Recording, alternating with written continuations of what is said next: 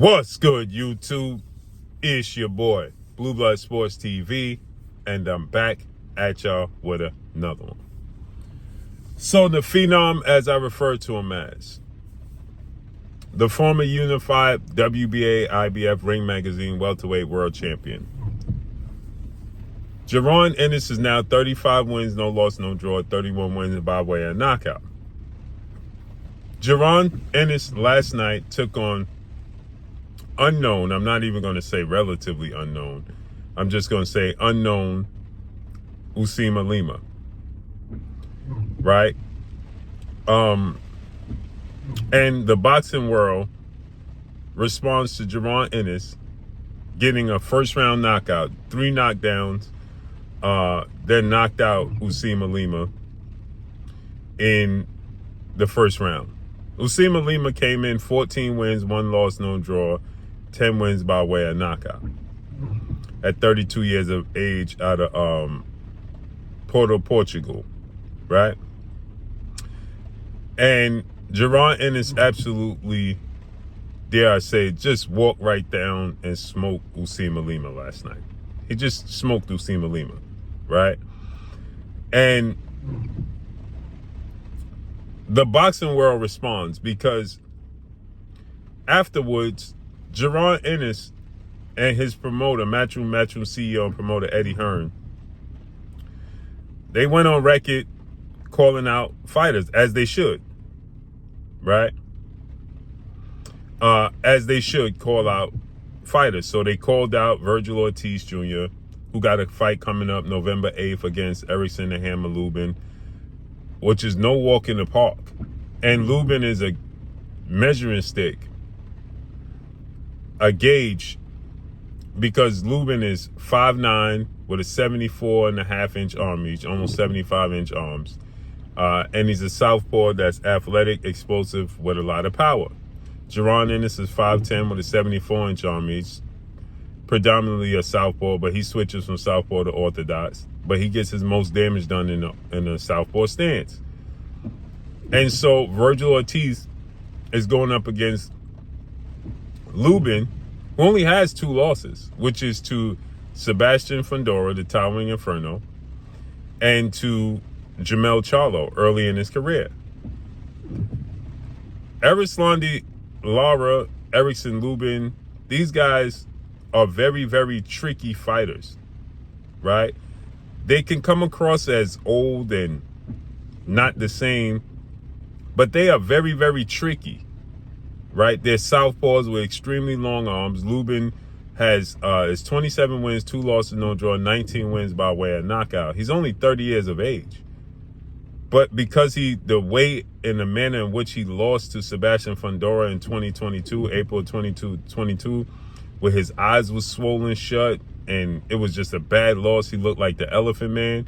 He got knocked out in the first round by Jamel Charlo in 2017. That was nearly 9 years ago. But his arm was stuck in the air. It's just the way he got knocked out, right? And Lara losing to the guys he lost to and the way he lost, you know, you can overlook these types of fighters, and they are very, very dangerous. Lubin is very, very dangerous. So there's Virgil Ortiz is 23 wins, no loss, no draw, 21 wins by way of knockout, 5'10" with a 70-inch arm reach. But his style is tailor-made for Lubin. Nonetheless, Jaron Ennis calls out all these fighters, right? And at the end of the day, beating Usima Lima the way you beat him, you were supposed to do that. You were supposed to beat Lima the way you beat Lima. That's just the facts of the matter. And so you got guys absolutely ripping him like Lou DiBella and obviously Oscar De La Hoya, right? They are ripping Jaron Boots Ennis right now, okay? He is getting absolutely no slack because of this. And Lou DiBella said hype, all this hype, so on and so forth, essentially called him a hype job right now. Right? Oscar De La Hoya said, you asking for all this praise and you beat a guy nobody knew of. That's just the truth. You did what you were supposed to do at home against a guy that nobody knew. Yeah, you was debuting at 154, but nobody knew this dude. I had to look him up. Most people had to look him up.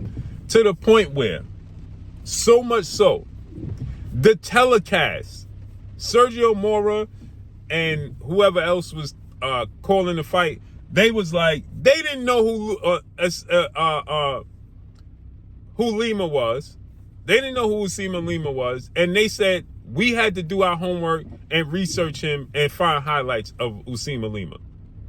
They didn't know who he was either. And they was calling the fight. And they said it on air. We had to research this dude to see who he is. Now, it's their job to big up Usima Lima and make it seem like he's going to be a strong contender, but they didn't know who he was. So you did what you were supposed to do against a guy you were supposed to look good against him at home in your debut at 154. And he's saying Terrence Crawford is in the way. Terrence Crawford is in the way. They are using Terrence Crawford's name, Eddie Hearn it is, to try to promote Jaron Ennis as much as possible. He says we're gonna unify the belts at 154. Then we're gonna go to 160, unify the belts. And if that fella is still at 168, we going up to 168 and get him out the way. He said, yeah, let's make it happen. Let's go after him. Let's go after all of them. This is what Jaron Ennis said. They in the way. Crawford is in the way. Crawford ain't in the way. He's in a class of his own. Period. He's not in the way. He's in a whole different stratosphere from Jaron Boots Ennis. That's just the truth of the matter. Terrence Crawford is undoubtedly the #1 pound-for-pound best fighter in the world. He's a 5-division champion. He's a 3-division undisputed champion. He's 38 years old. He's 42 wins, no loss, no draw, 31 wins by way of knockout. And he's daring to be great. He dominated the best fighter at welterweight. He dominated the best fighter at 168.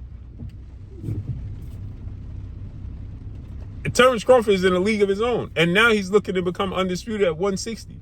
He's not in your conversation. He's in a whole different stratosphere. That's just the truth of the matter. It's just the truth. So Lou DiBella crushing him. The boxing world is crushing him. They like he's celebrating for beating a guy we never heard of.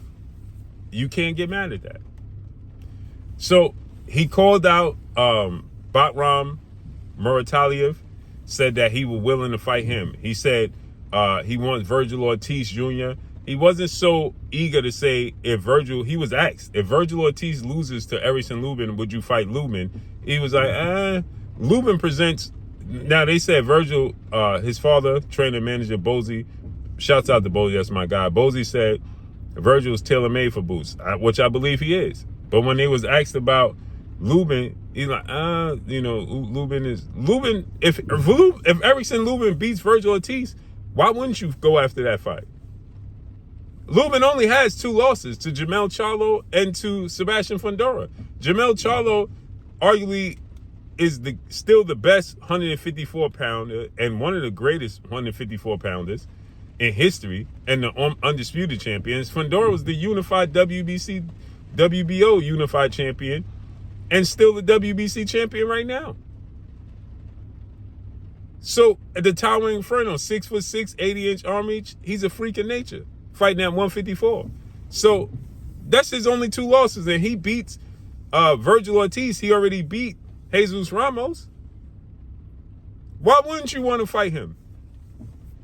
Make it make sense, man. But let's see how it unfolds and plays out, man. The boxing world, Jaron Ennis is in a tough position because if he don't fight one of the best in his next fight, because there's a lot of reports, and I'm being told Abbas Baru, who was the WBA junior middleweight champion, is next for Jaron Boots Ennis. Do not try to pull that card that all these fighters is ducking you. That's why you're trying to fight Abbas Baru. Because I'm telling y'all now, this is already on the card. It's already on the table before any of these fights ever made. So They're going to tell you that they had to fight Abes Baru because they trying to unify the belts. But don't say all these other fighters is ducking you. Let's see how this unfolds and plays out, man. But that's all I got for y'all. Follow me on Instagram at Blue Blood Sports TV, all one word. It's your boy Blue signing off. I'm gone. Peace.